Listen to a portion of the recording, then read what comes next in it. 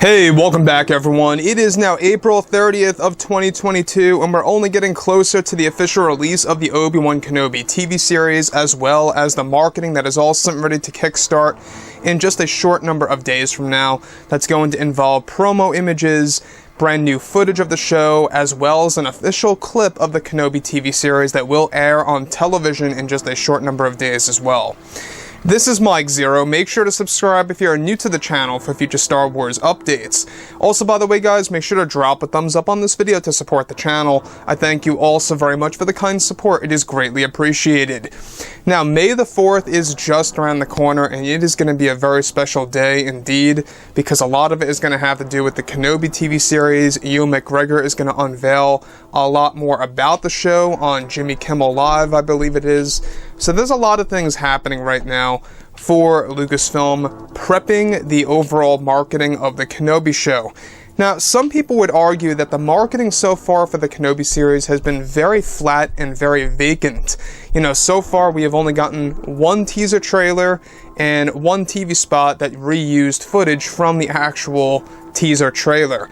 But honestly, guys, I will be, direct. I gotta say the promo images have been a lot more exciting to me. Seeing the promo images, all the different interviews by Deborah Chow and Ewan McGregor and Hayden Christensen coming out, there's a lot of things being said about this series.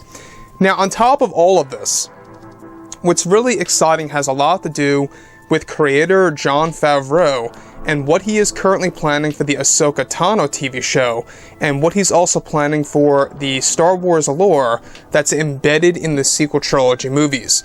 Now, of course, we already know that Jon and Dave are very busy people. You know, these guys are working around the clock to pay tribute to the fans and to really bring things around for Star Wars. Now, currently, Jon Favreau is working on many new Star Wars TV shows that have yet to be announced that will be unveiled to the fandom at this year's and next year's Star Wars Celebration event. However, in a recent interview with Jon Favreau, he eventually was questioned about the Ahsoka Tano TV series for Disney+. Jon Favreau eventually went on to state, "Myself and Dave Filoni have extensive plans for this show. We are going to be doing some bold things in the series that I really believe are going to surprise the fans. One thing that we are focused on is ways that we will be retconning many elements of the sequel trilogy movies by Abrams and Johnson, since this series is going to focus on a magical force that I really can't get into right now without spoiling anything. But we will be making key retcons toward the sequel trilogy movies that concluded in 2019. It's our job to do what we actually will be doing in this show by taking many key elements and parts from shows like Star Wars Rebels and original concepts from George Lucas that is going to really help us out with the direction that we are shooting with." Now, many people I have noticed tend to get bad vibes or reactions from hearing the word retcon.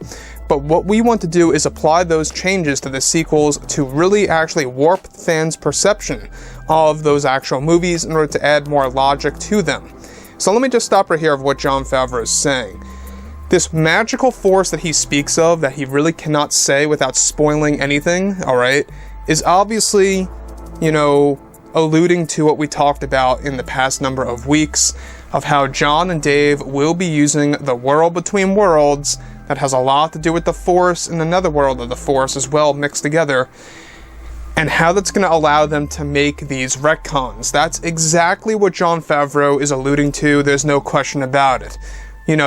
The thing is, when you look at the Ahsoka series, which by the way is already being done, one of the big sets have just been completed. It's a large Jedi temple, and we'll talk about that a little bit later. But the thing about Jon and Dave is that they really want to make sure that they can stay directly in line with the deep Star Wars lore that so many fans grew up with, and exactly how that can be implemented into the Ahsoka series to actually make these changes toward the sequel trilogy movies. Now, he goes on to say this, alright? "We want to make things more concrete for the sequel films by using these retcons and how the shows that we are creating can lend credit to applying those changes to the sequel movies. I have always said this before I came on for The Mandalorian, that the direction of Star Wars really needed work.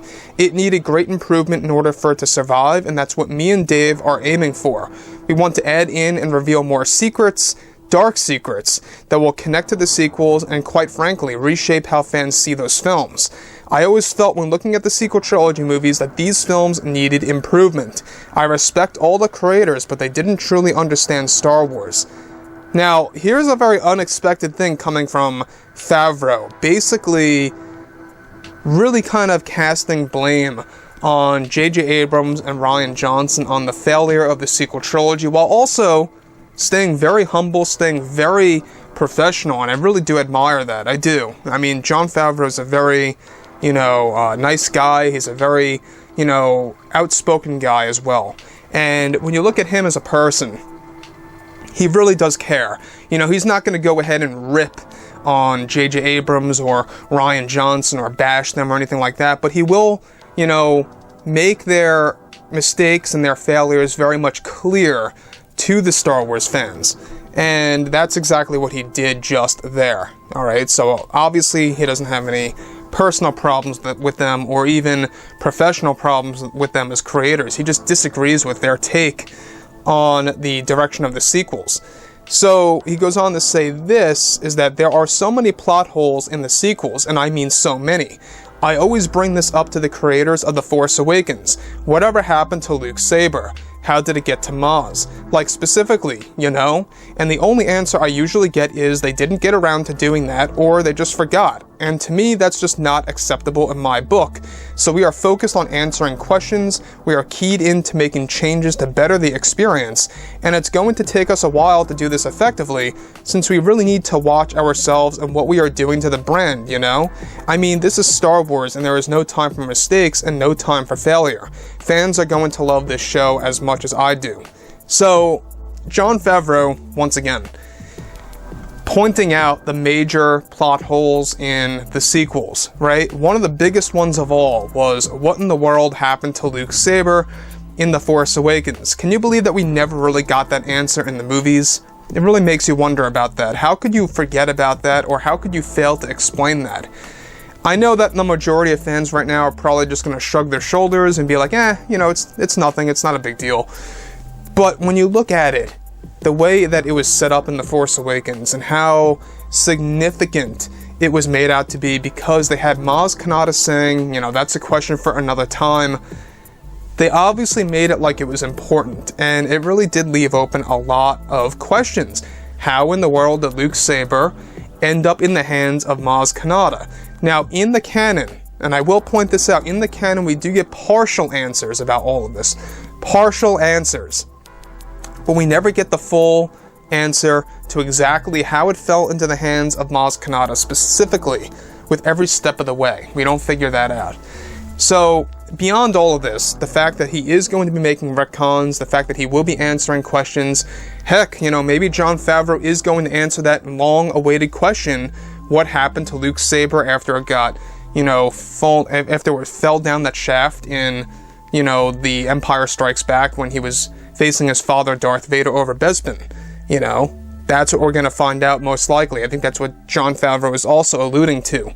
So, overall, guys, I think that at the end of the day, Jon's doing great things with Ahsoka, with Dave Filoni, and he's doing great things with The Mandalorian Season 3 and 4.